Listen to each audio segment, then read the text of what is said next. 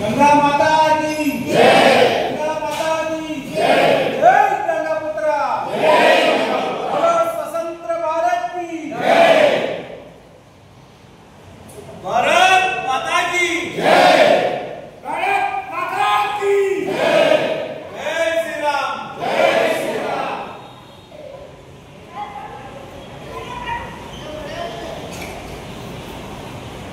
गंगा माता की जय। నా పేరు గూడబోయిన శివరత్నం, తెలంగాణ ప్రదేశ్ గంగపుత్ర సంఘం రాష్ట్ర ఉపాధ్యక్షుని. ఈరోజు మా యొక్క సబ్జీ మండి గంగపుత్ర సంఘ భవనంలో 79వ స్వాతంత్ర దినోత్సవ కార్యక్రమాన్ని మహిళలు, యువకులు, పెద్దలు, చిన్నలందరూ కూడా సామూహికంగా స్వాతంత్ర దినోత్సవాన్ని జరుపుకొని దానికి సందర్భంగా ఏ కార్యక్రమాలు స్వాతంత్రం రావడానికి వక్తలు మాట్లాడడం జరుగుతుంది.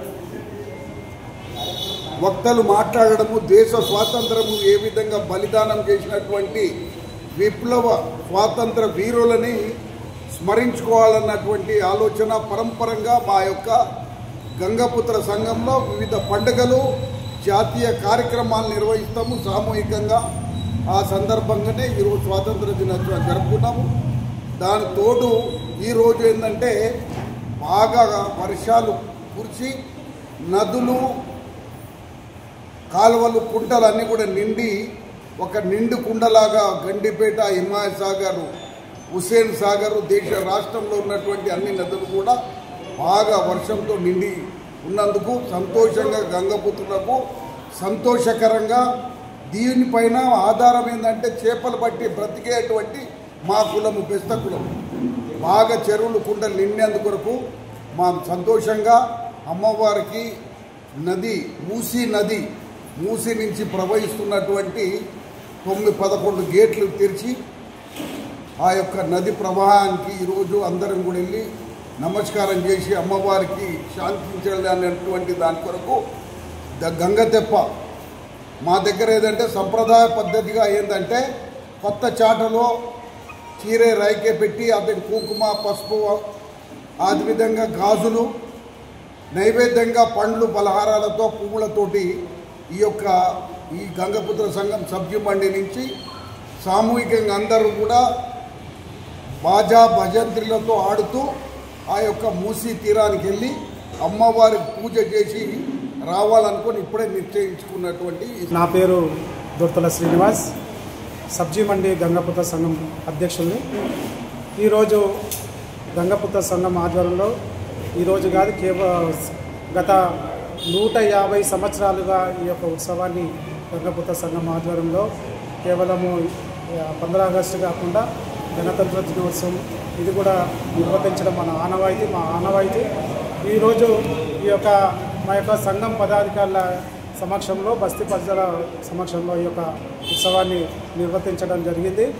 అలాగే ఇంకో సంతోషకరమైన విషయము, గత కొన్ని రోజులుగా వర్షాకాలం ప్రారంభమైన నుంచి గత కొన్ని రోజులుగా మా అమ్మవారు వర్షాకాలంలో మంచి వర్షాలు కురుస్తున్నటువంటి సమయం, హుస్సేన్ సాగర్, గండిపేట ఇవన్నీ కూడా మా యొక్క అమ్మవారు కరుణించి పారుతున్నటువంటి సందర్భం. మా అందరికీ కూడా గంగపుత్రులు అంటే బెస్తవాళ్ళు.